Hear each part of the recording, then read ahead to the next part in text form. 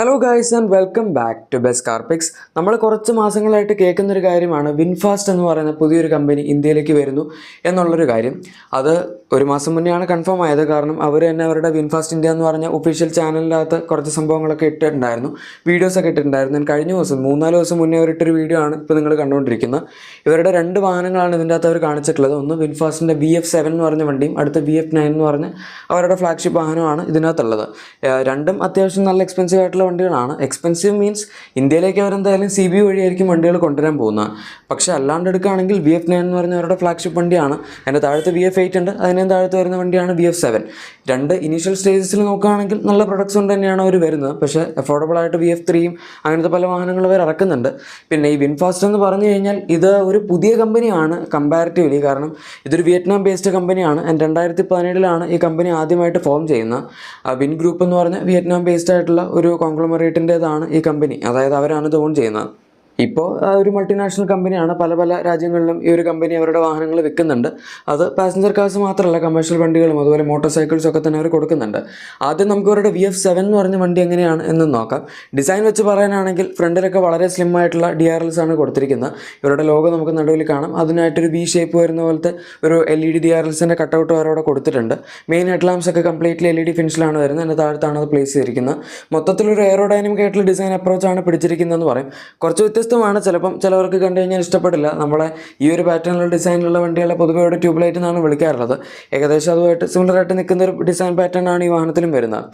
ഇനി side profile നോക്കുകയാണെങ്കിൽ ഇവിടെ നമുക്കൊരു വ്യത്യസ്തമായിട്ടുള്ള ഒരു അപ്രോച്ച് കാണാം. ഇത് കാണുന്നത്രയും ചെറുതല്ല. 4.5 മീറ്റേഴ്സിന് മുകളിൽ ലെങ്ത് വരുന്നൊരു വണ്ടിയാണ്. കറക്റ്റായിട്ട് പറയാനാണെങ്കിൽ 4545 മില്ലിമീറ്റേഴ്സാണ് ഇതിൻ്റെ ലെങ്ത് വരുന്നത്. വിട്ടും നന്നായിട്ടുണ്ട്. 1890 മില്ലിമീറ്റേഴ്സാണ് വിട്ട് വരുന്നത്.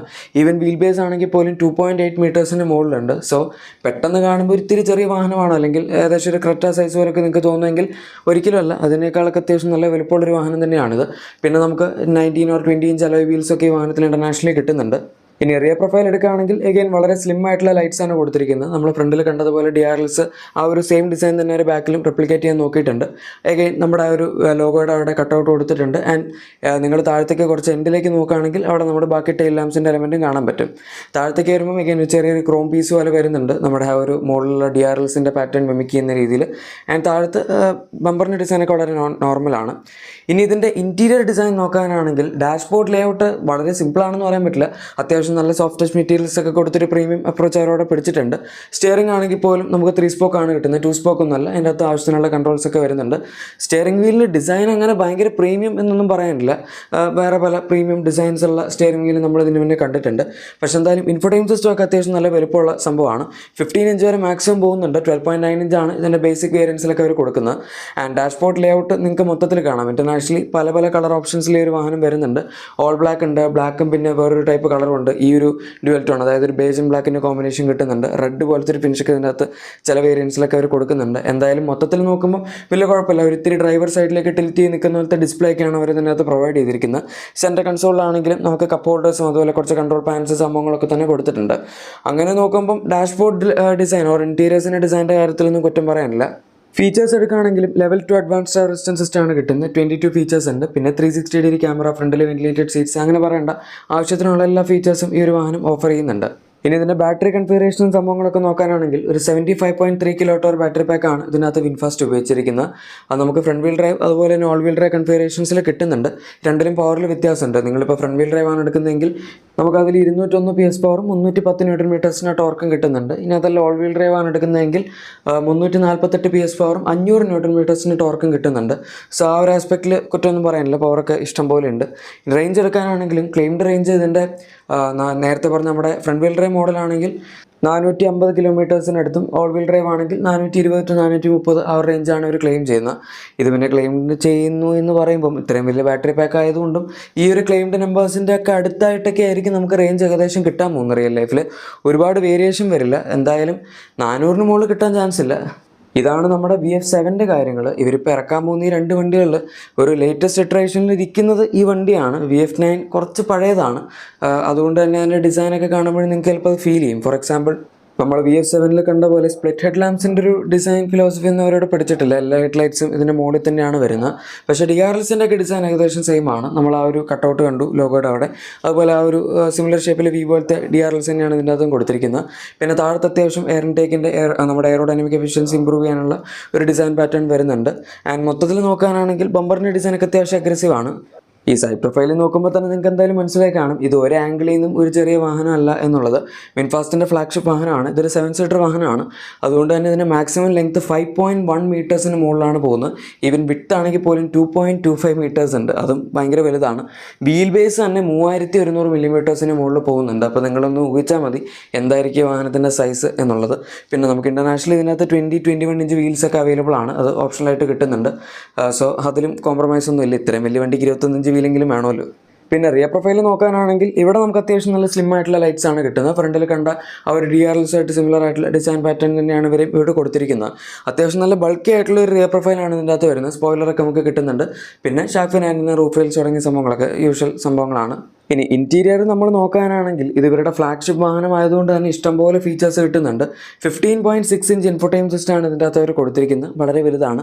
അതുപോലെ നമുക്ക് ഫ്രണ്ടിലും ബാക്കിലും വെന്റിലേറ്റഡ് സീറ്റ്സ്, അതുപോലെ ഹീറ്റഡ് സീറ്റ്സിൻ്റെ ഓപ്ഷൻ കിട്ടുന്നുണ്ട്. പിന്നെ ഇതിനകത്ത് പാനറോമിക് സൺറൂഫ് എന്ന് പറയാൻ പറ്റില്ല, ഓപ്പൺ ചെയ്യാൻ പറ്റുന്ന റൂഫല്ല, പക്ഷേ ഗ്ലാസ് റൂഫ് നമുക്ക് കിട്ടുന്നുണ്ട്. അതിന് 2 പാർട്സ് ആയിട്ടാണ് കിട്ടുന്നത്. സ്റ്റിയറിംഗ് വീൽ അഗൈൻ 3 സ്പോക്ക് ആണ്. ഇത് VF7 പോലെ അത്രയും പ്രീമിയം ആയിട്ടുള്ളൊരു സ്റ്റിയറിംഗ് വീലല്ല, കുറച്ചും കൂടെ വാട്ടർ ഡൗൺ ആണെന്ന് പറയും. അത് ഇത്തിരി പഴയ വണ്ടി ആയതിൻ്റെയാണ്. പക്ഷേ അതല്ലാതെ നോക്കുകയാണെങ്കിൽ ഇൻ ക്യാബിൻ എക്സ്പീരിയൻസ് ഒക്കെ ഭയങ്കര പ്രീമിയമാണ്. ഇതിൻ്റെ അകത്ത് നമുക്ക് level 2 advanced tyre resistance system തന്നെയാണ് കിട്ടുന്നത്. പിന്നെ 360 ക്യാമറ ആയിക്കോട്ടെ, ഈവൻ മസാജ് ഫംഗ്ഷൻ വരെ നമുക്ക് ഈ വാഹനത്തിൻ്റെ സീറ്റിൽ കിട്ടുന്നുണ്ട്. 11 എയർ ബാഗ്സ് ഉണ്ട് ഇതിൻ്റെ അകത്ത്. അതുകൊണ്ട് ആ ഒരു ആസ്പെക്റ്റിലൊന്നും ഒരു രീതിയിൽ നമുക്ക് കുറ്റം പറയാൻ പറ്റില്ല ഫീച്ചേഴ്സിൻ്റെ കാര്യത്തിൽ. ഡാഷ്ബോർഡ് ലേഔട്ട് എടുക്കുകയാണെങ്കിൽ VF7 ഇത്തിരിയും കൂടെ ഒരു നോർമലായിട്ടിരിക്കുന്ന പോലത്തെ ഒരു ലേഔട്ടാണ്. പക്ഷേ മെറ്റീരിയൽസിൻ്റെ ക്വാളിറ്റി ഒന്നും വലിയ കുഴപ്പമില്ല. സോഫ്റ്റ് ടച്ച് മെറ്റീരിയൽസ് ഒക്കെ ഇതിനകത്ത് കിട്ടുന്നുണ്ട്. ഇനി സീറ്റ്സ് എടുക്കാനാണെങ്കിലും ഞാൻ നേരത്തെ പറഞ്ഞ പോലെ ഇതൊരു 7 സീറ്റർ വാഹനമാണ്. ആൻഡ് 6 സീറ്റർ വേർഷനിൽ നമുക്ക് കിട്ടും. അതായത് നടുവിൽ 2 ക്യാപ്റ്റൻ സീറ്റ്സ് വരുന്ന ആ ഒരു സംഭവം.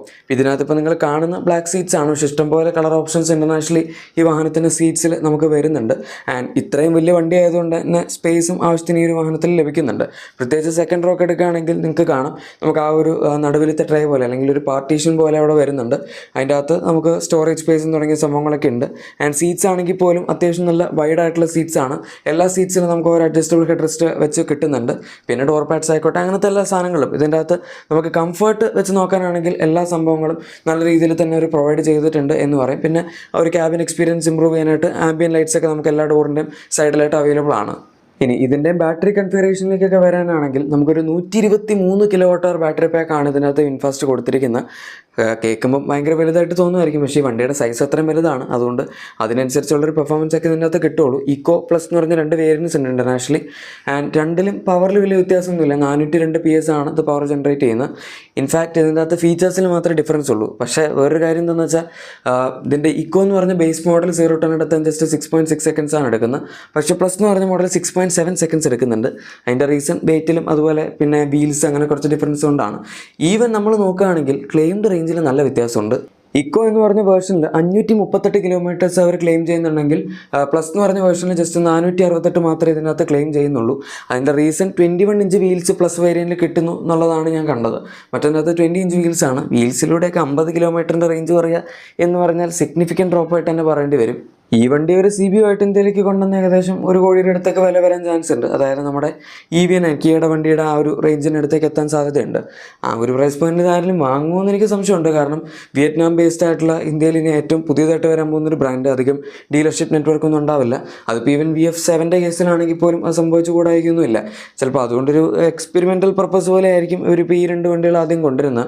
എന്തായാലും ഈ വരുന്ന നമ്മുടെ ജാനുവരി 17-22 നടക്കാൻ പോകുന്ന ഭാരത് മൊബിലിറ്റി ഷോയിൽ വിൻഫാസ്റ്റ് പങ്കെടുക്കുന്നുണ്ട്. അതിൻ്റെ അകത്ത് അവരുടെ പുതിയ വാഹനങ്ങളൊക്കെ നമുക്ക് കാണാൻ പറ്റും. പിന്നെ എപ്പോഴാണ് വണ്ടി ലോഞ്ച് ചെയ്യുന്നത് തുടങ്ങിയ ഡീറ്റെയിൽസും പറയാനുള്ള സാധ്യതയുണ്ട്.